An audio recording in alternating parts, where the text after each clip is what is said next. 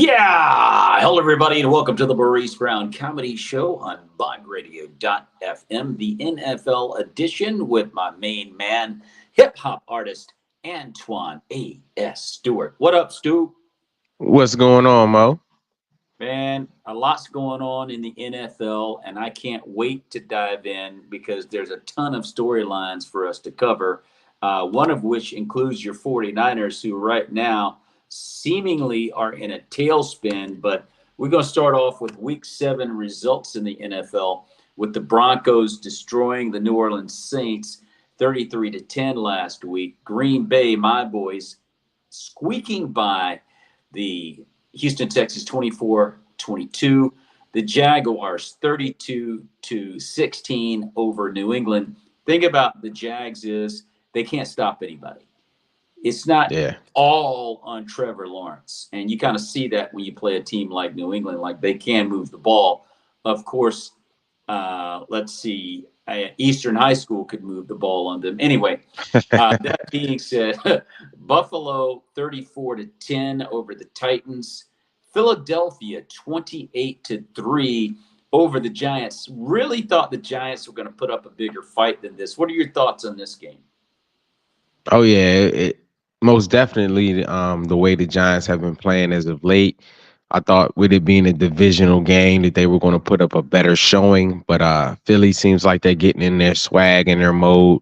So we'll see if they'll be able to continue that moving forward.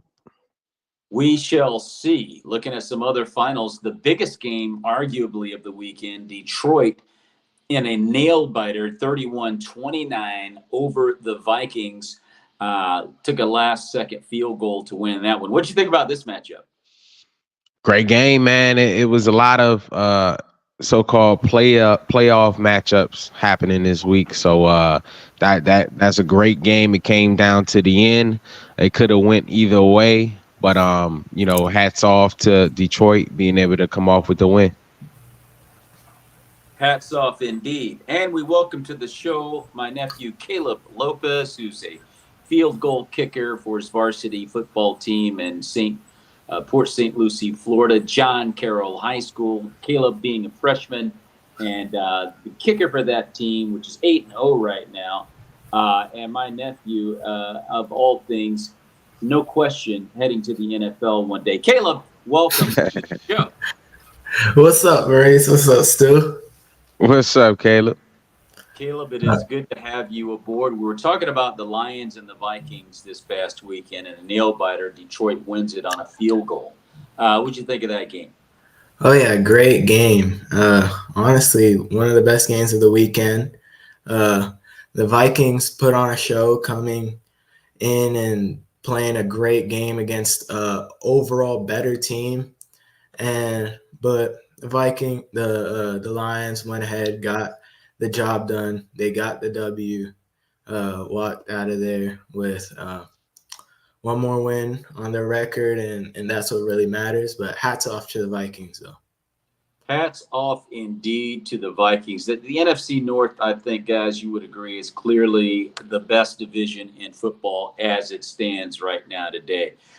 Great matchup. Some other finals from week 7, Seattle 34-14 over the Atlanta Falcons. Can it be said, Stu and Caleb, I throw it out to you, that Kirk Cousins is great until the lights get big? Your opinion on this one, Stu? Yeah, man. That's kind of been the theme around Kirk Cousins. You know, he's going to get you a lot of stats. But can he win the big game? So far in his career, he's shown that he's not able to yet.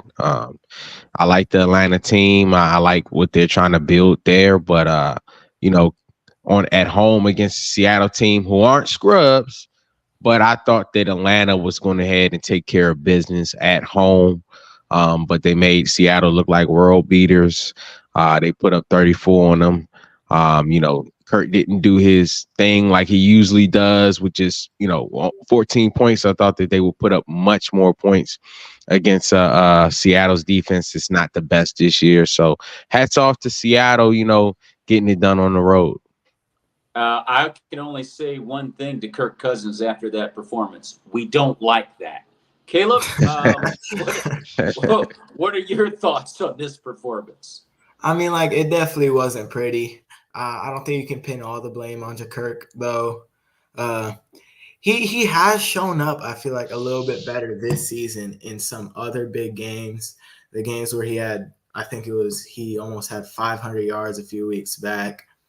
But it just was an off week, I'd say, for the whole team. Of course, the quarterback's going to get the biggest of the blame because he's supposed to be team leader, get the guys riled up. It's just you can't pin it all on Kirk's shoulders. He definitely could have played a better game, led his team a little bit better, and he does have that title around him. He can't win in the big games, and this was just reinforcing that. So, I mean, it is something for him to clean up if he wants to prove to us that he's a real MVP type QB. Yeah, I mean, I think that the defense is just bad in Atlanta. We didn't expect that. I mean, Kirk Cousins is not going to give you 30 points every week. I think it's asking a bit much. Cincinnati 21-14 over the Cleveland Browns. Instead of firing Deshaun Watson, he just got hurt, and it saved the Browns a lot of trouble. The Colts 16-10 over Miami. The Commanders 40-7 over Carolina. They're now calling Jaden Daniels JD5. I think they're starting to get a little too excited over there in DC. But hey, you know, they're 5-2 and they're looking like maybe a Super Bowl team. We'll talk a little bit more about that later. The Raiders lose 20-15 with a Cooper Cup-less LA Ram against a Cooper Cup-less LA Ram team. The Chiefs 28-18 over the 49ers. Stu, what's going on with Frisco? I'm glad to get that game out the way, man. It seems like right now the Chiefs seem to be our Achilles heel, our kryptonite, as you say. And the crazy thing is, last year, the 49ers had the same record going into this game. At the same time, we played the Chiefs. Same time last year, had the same exact record, and we were able to turn it around. Battling a lot of injuries, but everyone's battling injuries. You know, you're a professional team. You still got to figure out a way to win. We weren't able to do that. You know, luckily we have the Cowboys coming in this week, and after that we have a bye week to regroup. So I'm looking forward to playing the Cowboys. You know, the Chiefs, they've been getting our number since 2019. You know, when we lost in the Super Bowl against the Chiefs, and we lost last year in the Super Bowl against the Chiefs. So hats off to Steve Spatten, the defensive coordinator. I know Andy Reid. We know he's a great coordinator. I believe he's the best coordinator in the league. But the defensive coordinator, Steve, he doesn't get enough credit because he is the guy who's going against Kyle Shanahan. He is the guy just formulating the defenses to shut Kyle Shanahan's offenses down, and he's been doing a phenomenal job. So hats off to the Chiefs, the defensive coordinator especially, and Andy Reid. Well, Steve Spagnuolo, who has done a wonderful job. I think the Chiefs are really 6-0 by virtue of what Steve Spagnuolo is doing on that side of the ball. Patrick Mahomes has not really had that great of a year. Offense hasn't been clicking yet, and they're still undefeated. And what's scary is at some point, you just feel like they're going to start clicking. They just picked up DeAndre Hopkins from Tennessee. And, I mean, the Chiefs are just flat out scary. So the 49ers, you know, you expect them to play better than they did in this game. We're going to talk a little bit more about San Francisco a little bit later in the show. Pittsburgh 37-16 over Aaron Rodgers and the New York Jets. And, you know, they gave Aaron everything. They gave him Devontae Adams. They fired Robert Saleh. He had Nathaniel Hackett keep his job and simply turn the play calling over to someone else. None of that's working. And Aaron Rodgers now is starting to look like a guy that maybe isn't going to be who they thought he was going to be. But at the same time, I don't want to rush to judgment on this. I think that the Jets have enough time to turn this thing around. And as I say that, I'm going to turn it over to you guys and ask the question, are the Jets counted out too early? Or is there a realistic path forward for them to make the playoffs? Caleb, your thoughts on that question? I mean, it's definitely a possibility with all things in the NFL. It's a crazy league, but it's gonna be tough. I mean, I think they've only won 2 games so far this season, and 4 losses already. They're reeling, but bringing in Devontae, pairing up that duo, it's definitely going to be a good thing for the team. Bring up morale. If they can come out there, get a win this week, keep the train going, get the team hyped up. I mean, it's definitely possible. It's just going to be a really hard road from here. It's whoever they bring in to coach, or if they keep the intern right now, which I think was the defensive coordinator, if they Yeah. keep him the entire season, he needs to do a little bit of a better job than he did this week. Understanding that it was his first week as a head coach of an NFL team, so it's going to be tough. But as a whole, they just have to get their stuff together and really tee up and get ready for the rest of the season if they want even a chance at making a race for these playoffs. Well, the Jets are 2-5. They've got a gift coming up this weekend in the New England Patriots to get back on track. And they've got 10 games left. So, Stu, I throw the question to you. Is it too early to count the Jets out? Is there a realistic path forward for them to get into postseason? Definitely too early to count them out. But I do believe they made it extremely tough for them to be successful this year. Robert Saleh is a great coach. He's a great defensive coach. And I don't believe if he was there, that even though Russ was cooking, they're not putting up 30-something points on that Jets defense, not with Robert. So Right. the one strength that they've had the entire year turned out that it wasn't so strong this week, and the offense really didn't do much. So now you already had offensive struggles, and now if you add defensive struggles with all that talent, too bad you can't fire the owner, but you reap what you sow in this case. You fired a great coach. If you had issues on the offensive side of the ball, you needed to clean that up, not fire your defensive coordinator / head coach, the guy who was making everything happen on the defense, which was your strongest point of your team. So, yes, too early, but it's going to be a uphill battle. I know that Devontae Adams and A-Rod are going to get the magic working and get clicking, get that chemistry back working. But, it'll suck if they put up 30, 40 points on the team and lose by 5 because the other team put up 45 points because your defense is not showing up. So it's going to be interesting to see what they do moving forward on both sides of the ball.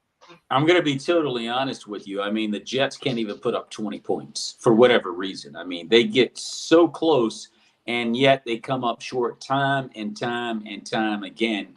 And you just wonder if Aaron Rodgers is just focusing on what he wants to do rather than playing football 101. Look, you've got Breece Hall. Now, that guy needs to get 20, 25 touches a game. I mean, let's just be 100. Every time you look up, Aaron Rodgers is like 319, and he's looking for somebody out to run a dig or a wheel route, a crossing pattern. I mean, he's looking to let the ball rip. You got a running game.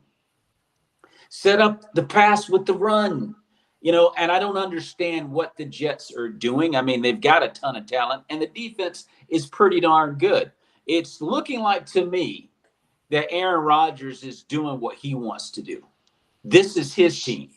He's calling his own plays, and he's telling Nathaniel Hackett and the little pigeon that they hired to quote unquote call the plays.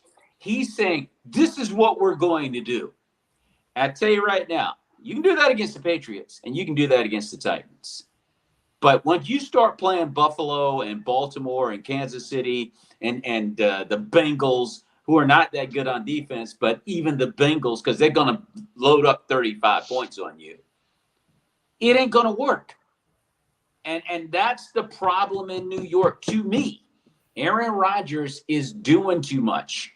And but do I think the Jets have a shot? They do. They got Devontae, and maybe it'll take a week or two, and they'll start getting a rhythm going, and it'll be all good in the hood, as they say.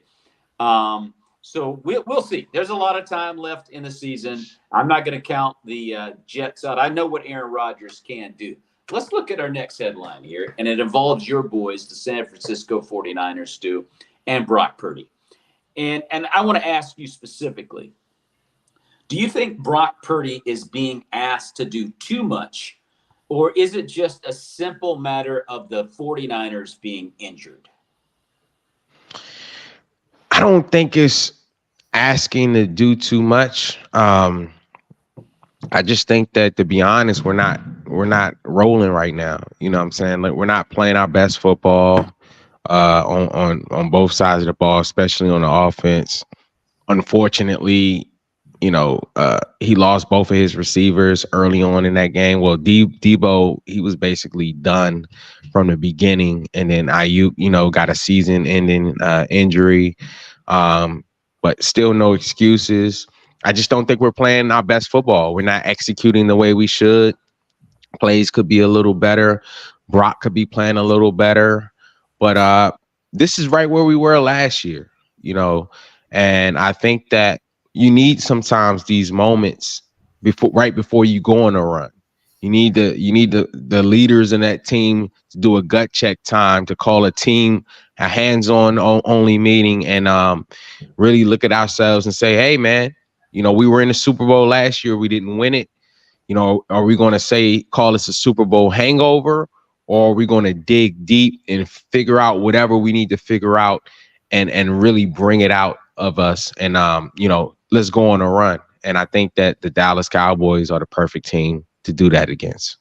So, Caleb, I'm going to throw it over to you. Do you think Brock Purdy's doing enough? Is he being asked to do too much, or is it just a simple situation where the 49ers are just a banged up, injured football team? Yeah, it's a situational thing. I mean, a lot of their key players, key pieces that Brock Purdy is used to having around him that make him look great just aren't there anymore. So it is that Brock Purdy has this burden on his shoulders that he usually doesn't have to deal with, and being a quarterback with not these great pieces around him that he can check it down to Debo and it'll be a 60-yard gain, or just hand something off to CMC and it'll be a TD. He has to work. He has to work the game now, and it's something that we realistically haven't seen Brock do that much. So it is a little bit of a drop off, but then again, it's a team type of deal. You can't blame it all on one person, just like I was saying earlier with Kirk Cousins. The team has to rally. The defense has to play a little bit better. And the dudes that aren't injured, they need to step up and take and fill in the shoes that of Brandon Ayuk or Debo or CMC, which their running back, he's not doing half bad.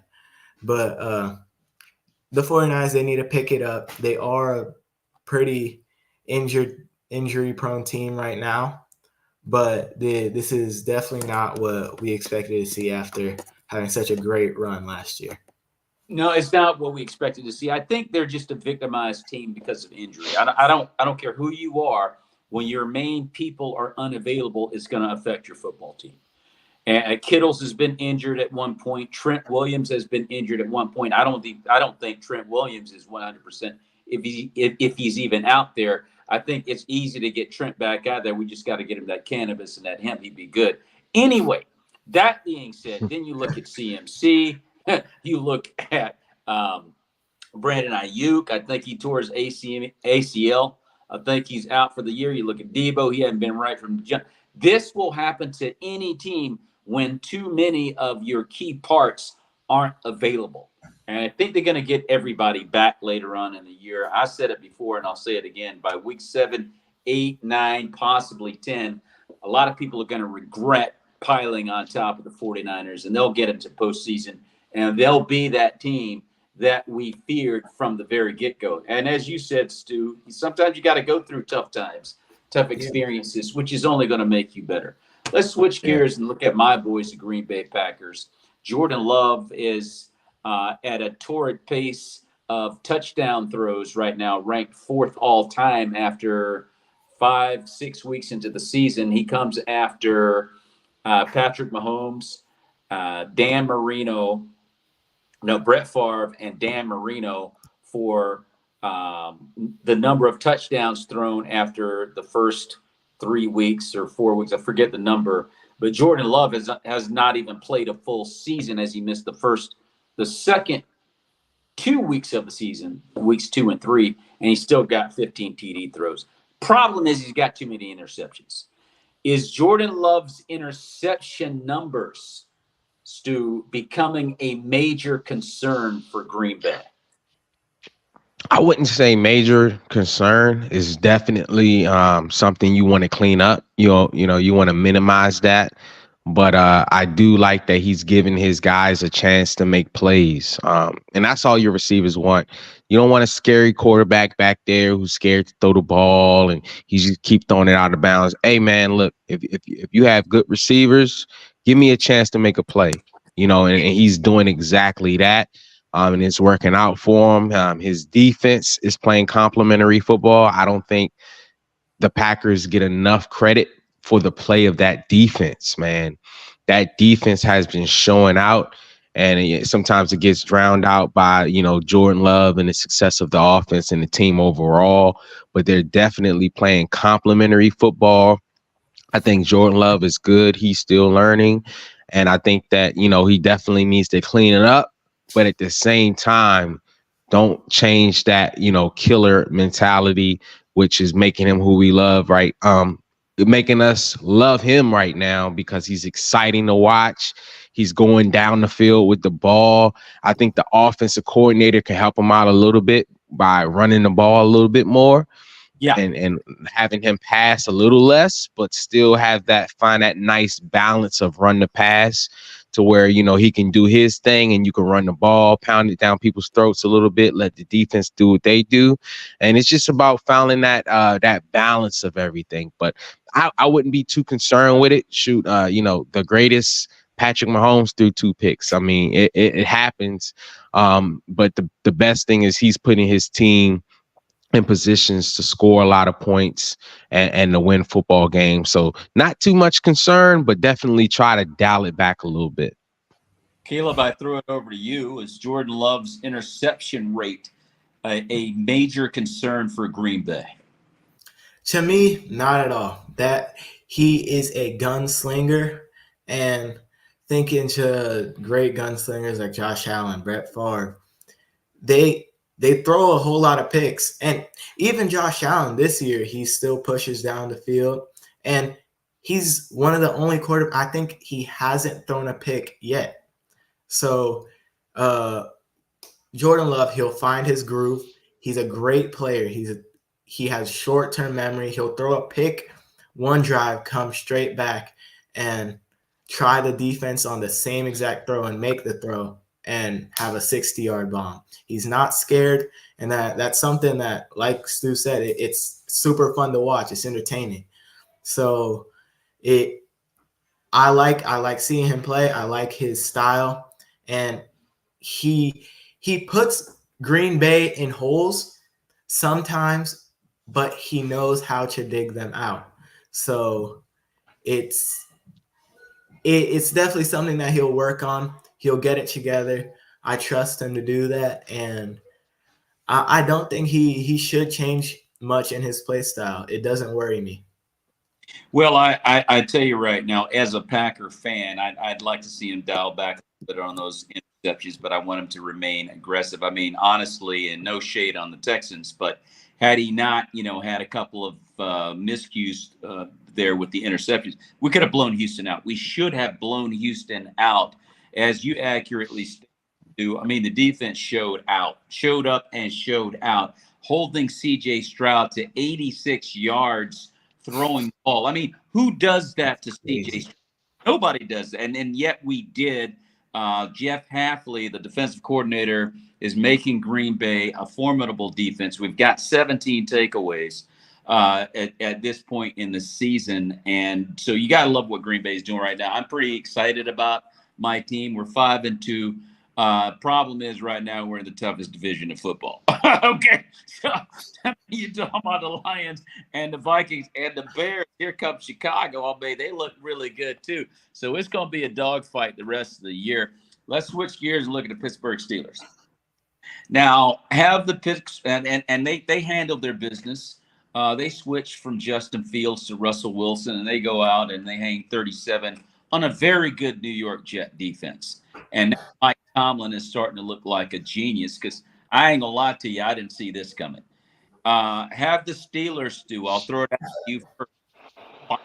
Found the QB1 they need to make a Super Bowl run. I believe so. I believe that, as you mentioned, I didn't initially agree with the decision to start Russ. I felt like, Justin Fields, you've been winning games.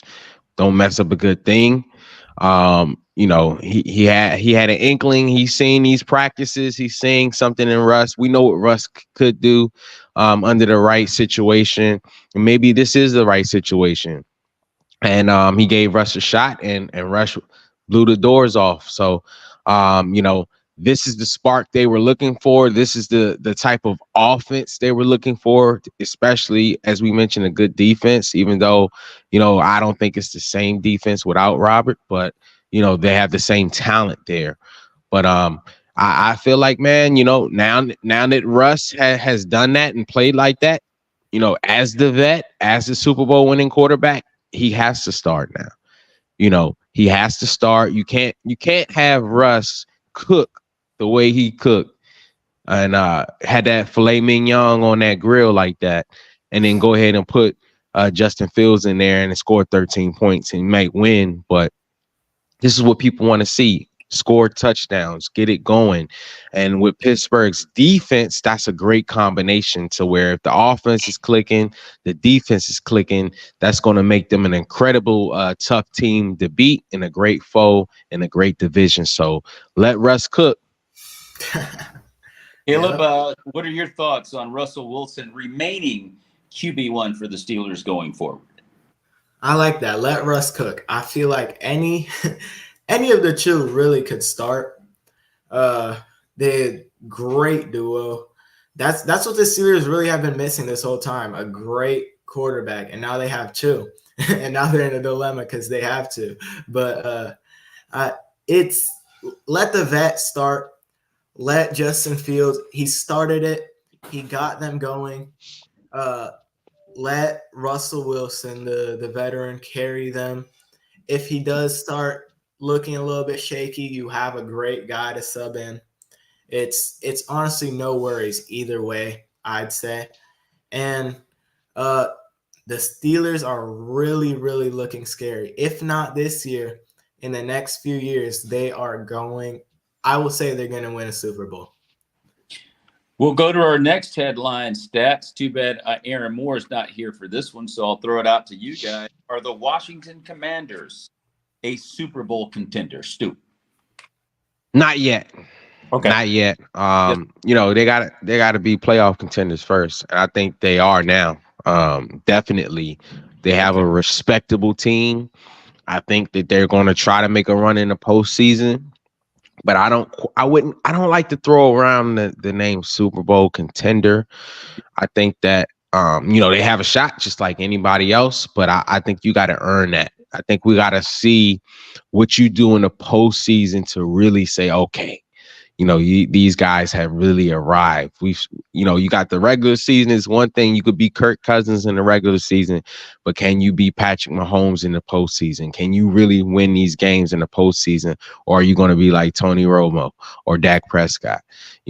great regular season QB, but I don't believe that's going to be him. I believe they're going to continue on in the postseason, but we have to see. I don't want to crown them just yet and say that they're a Super Bowl contender just yet, but I do believe they are a playoff contender, who may make some noise in the playoffs. They may win a game. You know, they may exceed expectations in the postseason. So I think we need to pump the brakes on the Super Bowl talk just yet, but they do look like a playoff team. Caleb, your thoughts. Are the Commanders Super Bowl material? I like what you said, Stu. I would put them in that contending spot. They're definitely a top 10 team, if not top 5 team in the NFL right now. Yeah. They have a great QB. They have a pretty good defense. Their receiving core is solid. I mean, they have everything to be great. I don't think they're gonna win a Super Bowl this year. Definitely not. But they have a window. They have an open window for them to add a few more pieces here and there, make this an even better team, and they can definitely go get one in the next few years. Just like a whole lot of teams are doing in the NFL. I feel like the next few seasons are going to be great. But let's stick to this one for now. But I would say the Commanders are contenders. They're going to make noise in the playoffs. I would be surprised if they get to the Super Bowl, and even more if they win it. But they're definitely a playoff team. I'll say that. So our last headline involves Justin Herbert and the LA Chargers. And it seems like it's the same story every year for the Chargers. I don't know if it's the water out there in San Diego. I don't know what it is. Justin Herbert threw for 349 yards on Monday night, and he still lost the ball game. Only putting up 15 points. Is Justin Herbert, Stu, in your mind, just a stat guy who can't deliver in the clutch? Or are the Chargers simply just pretenders? I think it's one of those to be continued. I don't think we quite know just yet.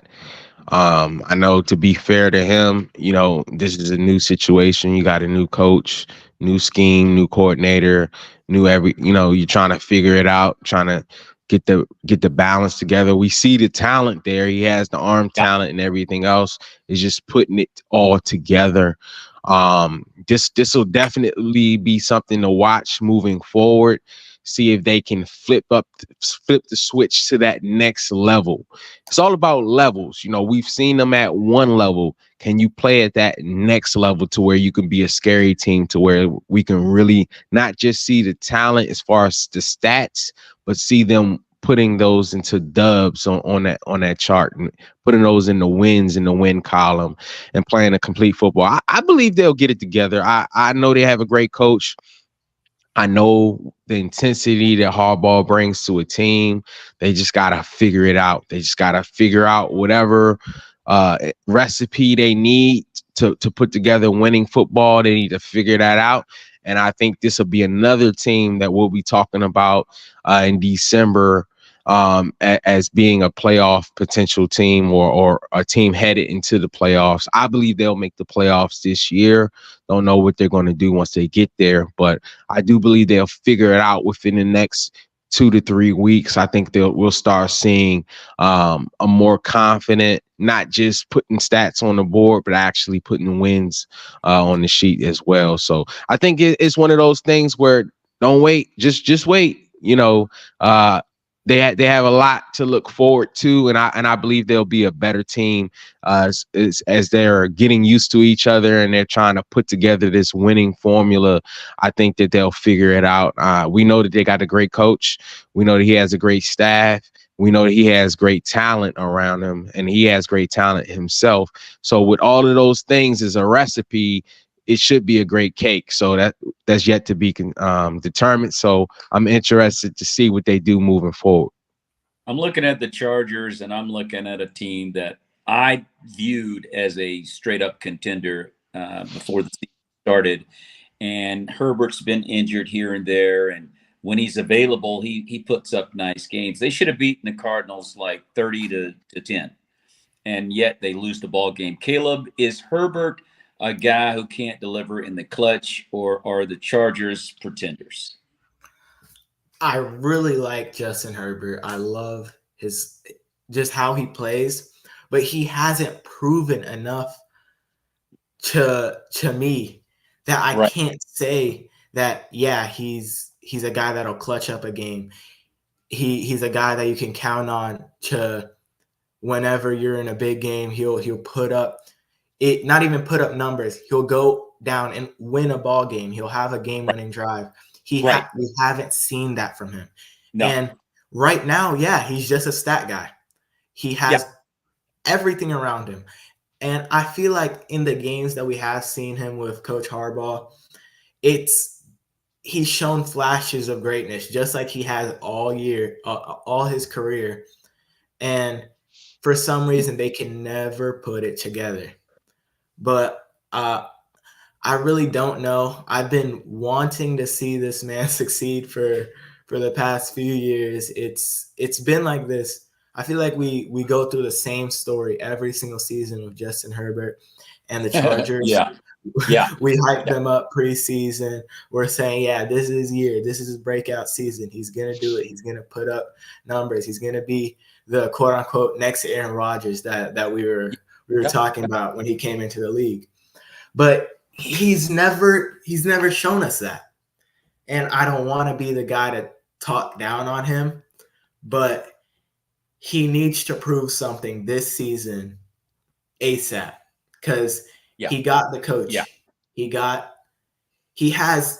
have the best pieces around him, but he has enough that elite QB that we have seen flashes of him being should be able to go down and win games and do what they need to do to help their team excel.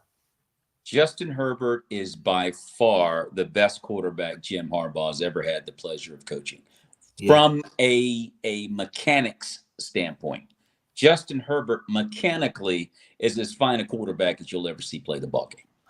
And yet you're still getting the same results. And when they lost to the Cardinals, I'm like, yeah, I don't know about them anymore. I'm giving them the serious side eye after losing that ball game. Let's look at our NFL Power Five. And I'm going to start out with the NFC, and I have them as follows. The Detroit Lions at number 1, followed by Minnesota. I think that was decided on the field. The Commanders at number 3. Green Bay at 4, followed by the Chicago Bears at 5. Stu, your thoughts on this NFC Power 5? I don't know about the Bears. Yeah. At 5. I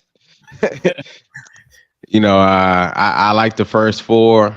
I know it got to be another team we can put in there instead of the Bears. I don't think that they've done enough to be in the top 5. Okay. I'll put the Cardinals over the Bears. I mean, they just beat. I'll put the Seahawks over the Bears. They did great. Like I'm not sold on the Bears, but I am sold on the first 4 you had, and I think that as the season progressed, we all know who's going to be in that 5th spot. I believe 49ers will be in there once we get rolling. But anybody but the Bears. I just don't think that they've done enough. Okay. All right. They're sitting forward to. I'm trying to be fair. And I'm looking at the other teams that could fill that spot. I could put Tampa Bay there. I could put Atlanta there. So now, to your point, I mean, there's some other teams possibly that could fill that 5 spot. Caleb, your thoughts?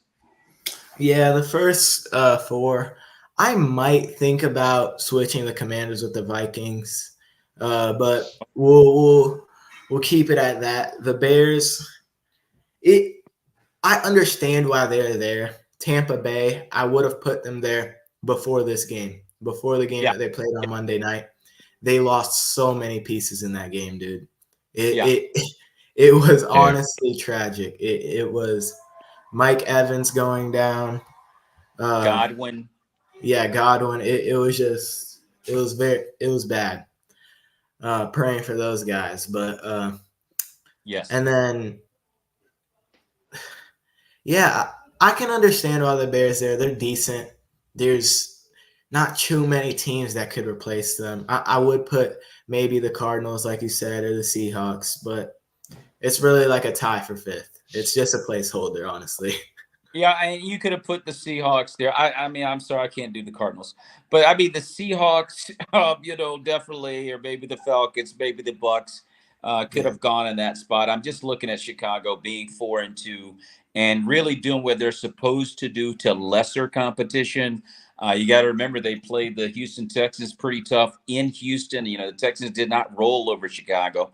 I don't know. The Bears kind of got my attention. I'm not really ready to just write them off at all. I think we got to wait and see on them and see if they really are legit. But I understand, the pause, Stu. I understand the pause.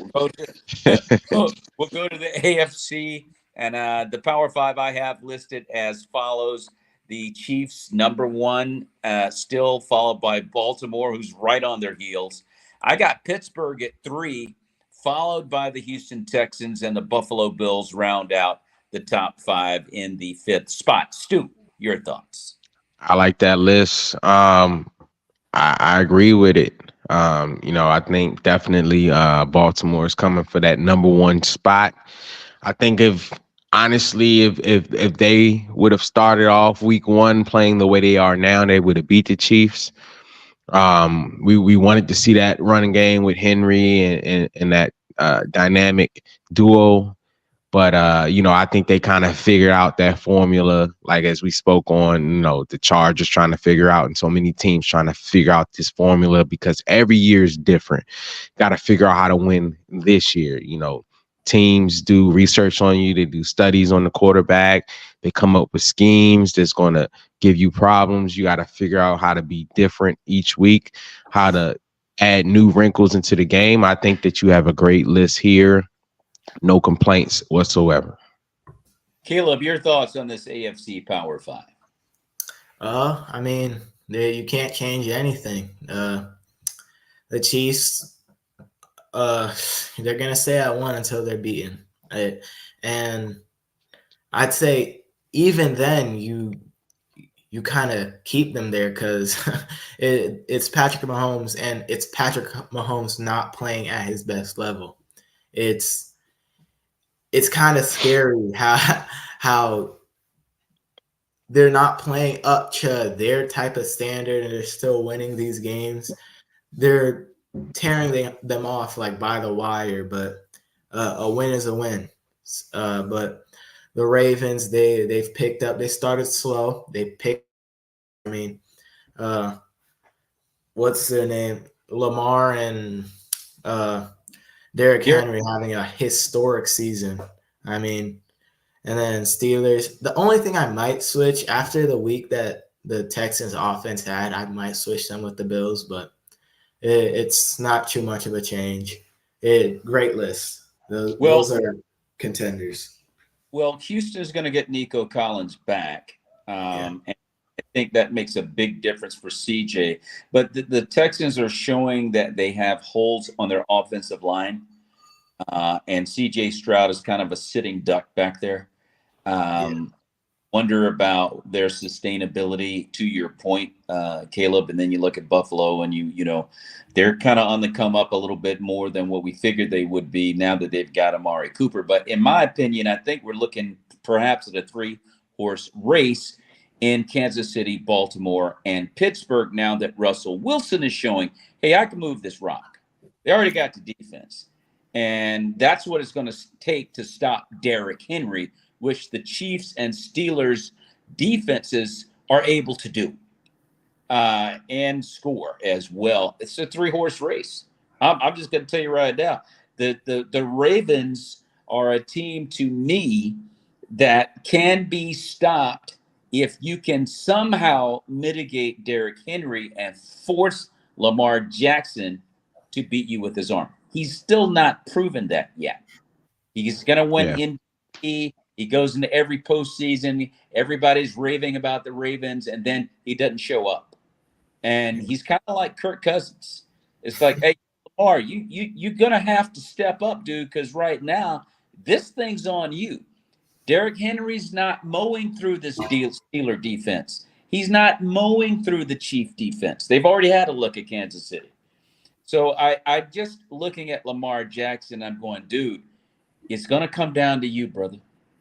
It's Yeah. going to come down to Lamar Jackson. Wilson, we got a lot of football left. We got a lot of football left. Just throwing it out. The NFL Power Five I have listed as follows: the Kansas City Chiefs as the best team in the NFL, Baltimore number 2 in the entire NFL, followed by the Detroit Lions, the Minnesota Vikings, and the Washington Commanders. Stu, your thoughts on this NFL Power Five?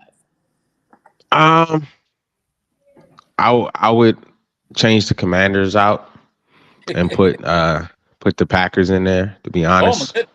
Okay. I feel like with the win that you guys had this week against a good team, against a great team, I think that you've beaten a better competition than the Commanders. The Commanders played Dunbar High School this week, so they put 40 on them. So I would definitely, I think the Commanders are right there, Okay. but they haven't really been beaten the caliber of teams that the Packers have. So I would swap those. But other than that, I think that list is spot on. I think the Chiefs are the Chiefs, the Ravens are the Ravens. Detroit, they were able to get a big win, and the Vikings are right there with just one loss. And I think I think I would slide the Packs in right behind the Vikings. They're right there. And to be honest with you, the Packers scare me more. And I'm just being honest. Me and Aaron Too Tall had this conversation. I said the Packers scare me more than the Lions do, to be honest with you. Whoa. I'm just being honest. The Lions have a great team and all that good stuff, we know, but something about the Packers, man, the way that you guys are playing defense and the way that the offense is clicking, that something about that Shanahan tree. And if you guys ever put together a great on both sides of the ball, you're extremely tough to beat. No disrespect to the Detroit Lions, but I would definitely slide the Packers in at that last spot. Okay. Caleb, your thoughts on this NFL Power Five? I like it. I think I would take the Commanders out of there as well. I would I would put the Steelers in there though. Okay. I forgot about them. Yeah, I like how they're playing, honestly. Like I said, they have all the pieces, and now that they have an elite quarterback in Russ or Justin Fields, really they have 2 elite quarterbacks, and they have everything set up and a great coach. And if they don't, I would be surprised if they don't make it to the championship this year. Yeah, I could. I would slide them in at the 5 spot for now. They're really on the come up. I like how they're playing, so I'm gonna put them at the 5. Well, I think I'm going to have to agree with you on that. Although I love to talk about my boys, I'd look at what Pittsburgh did in showing, and I know we say a lot of negative things about the Jets, but the Jets are better than their record. They just haven't put it together. Russell Wilson could be the missing piece, and if he is, and that's yet to be proven, but the Steelers, they look monstrous. Like, okay, these may be the guys that could actually get Kansas City or Baltimore. We know the Ravens and the Steelers can't stand each other. They fight like cats and dogs. I can't wait until that game comes up the way it's sizing up right now. But that being said, we're going to move on to the matchups we got coming up. Beginning with tomorrow night at 8:15 on Prime Video, it's the Vikings taking on the Rams with Cooper Kupp in Los Angeles. Stu, what do you think about this matchup? Should be a great night of football. I'm looking forward to seeing the Rams back with Cooper Kupp, seeing that hopefully that explosive offense again. They have a tough task against a tough Minnesota team that's good on defense and playing great ball on offense. I'm hoping that, the away team, the Vikings, can get it done and knock the Rams off. I can't have these teams in my division getting all these wins and stuff. But yeah, I think it's going to be a great night of football, and I think the Rams are going to put up a great effort and make it tough. But I do think that Minnesota is the better team. I think we all do, and that they're going to be able to get it done on the road in Los Angeles. So, Caleb, we got Matt Stafford and Cooper Kupp reuniting at home at SoFi Stadium as the Vikings come in on Thursday Night Football on Prime Video. Your thoughts on this matchup? That's a long flight for the Vikings. Rams have home field. Yeah, short week. I'm going to take the Rams. It's going to be a great game. I like the Rams a lot. Their defense has to get a little better for them to start sitting at that table with the big dogs. And if they can go in and get this win, I would start talking about them as realistic contenders, if you will. So I'm gonna go with the Rams. It's gonna be a really good game though. The Vikings are putting up fights week after week. Great football team. So it's gonna be a great game. I think so. I think the Rams are victims of the same issue that the 49ers have been facing, and that's just injuries. Key people being out. And it's just we know what the Rams can do when they have their people. And they got one of them back who's probably the biggest component to their offense outside of Matt Stafford. And I can see them winning at SoFi. I'm not going to go quite that far and say it's the Rams. I'm going to go with the Vikings, but I would not be surprised by any stretch of the imagination if the Rams were able to pull this one off again at SoFi Stadium. Now, on Sunday at 1 o'clock, we got Green Bay going to Jacksonville. The Jets taking on the Patriots. These are 1 o'clock games. Philadelphia goes to Cincinnati. An intriguing matchup, Stu. What do you think about that one? That's going to be a great game. I think that Philly has more of the momentum going. Saquon had a crazy game last week. I think almost or over 170 yards rushing, something like that. I think Philly definitely has getting in their mode, getting in their swag, where they're doing what they're supposed to do. But this is not the Giants. This is a Bengals team that are going to score some points. So can Philly hang with that? That's going to be the matchup. Offense versus offense, strength versus strength. Philly's defense needs to step up big, get some takeaways, maybe get some interceptions or call some fumbles, make some big plays. But I'm going to take the Eagles, the away team, but I wouldn't be surprised if Cincinnati gets it done at home as well. Now, I think Cincinnati is going to be a formidable opponent for Philadelphia. Philadelphia has still, in my mind, not really established themselves as being back yet. And the Bengals are on the come up. Here comes Joe Burrow and the Bengals. I mean, and this is just one of the better matchups of the weekend. Caleb, your thoughts on Cincinnati and Philly? I'm gonna get the Eagles on this one again. A great game of football.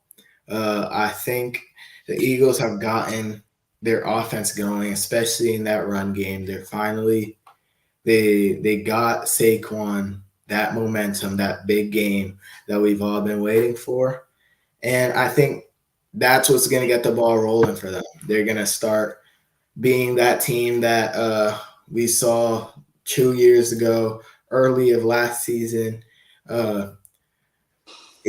But like you said, this is not the Giants. They need to come in there swinging.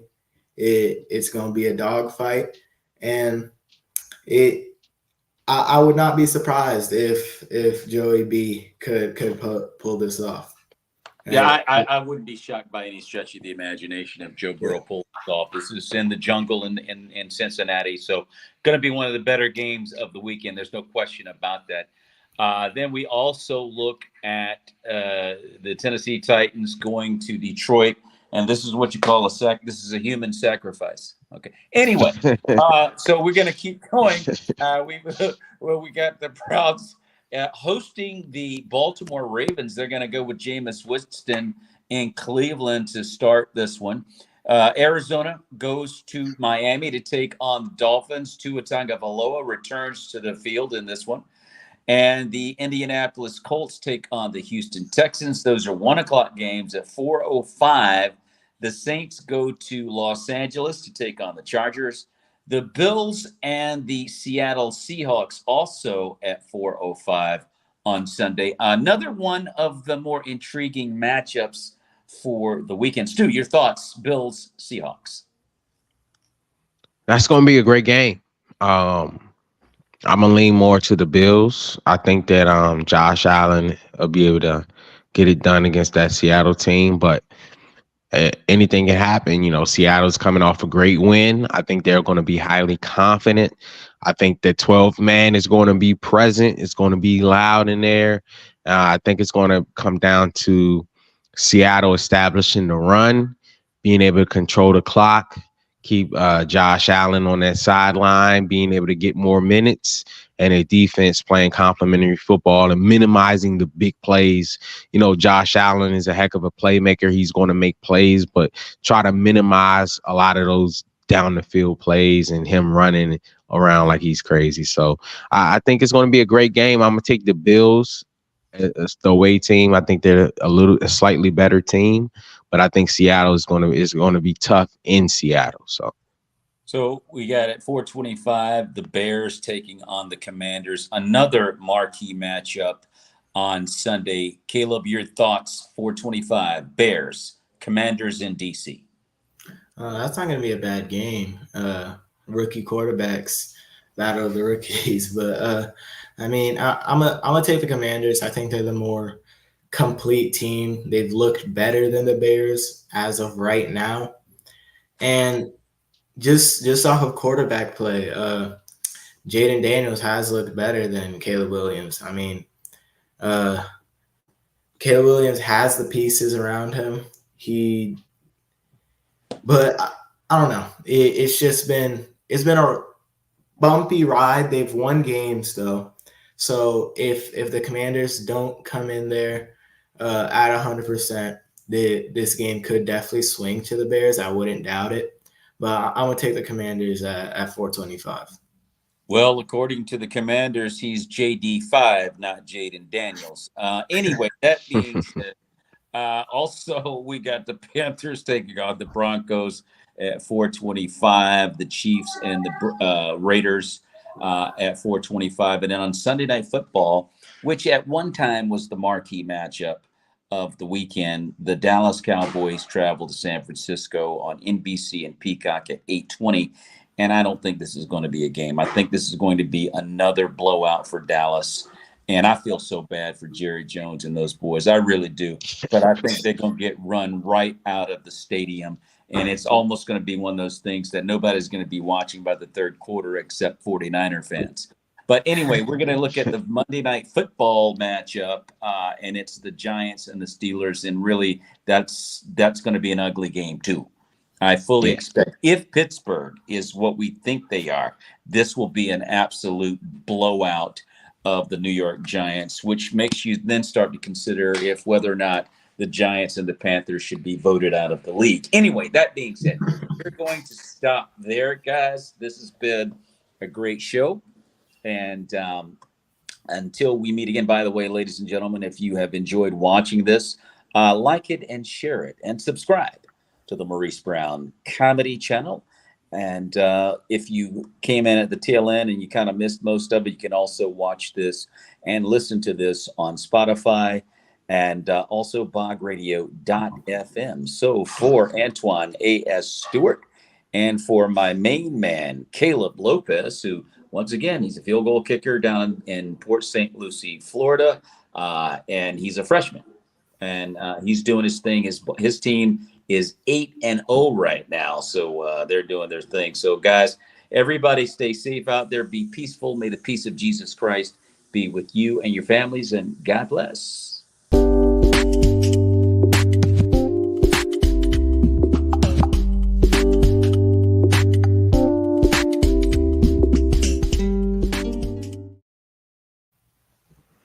There we go.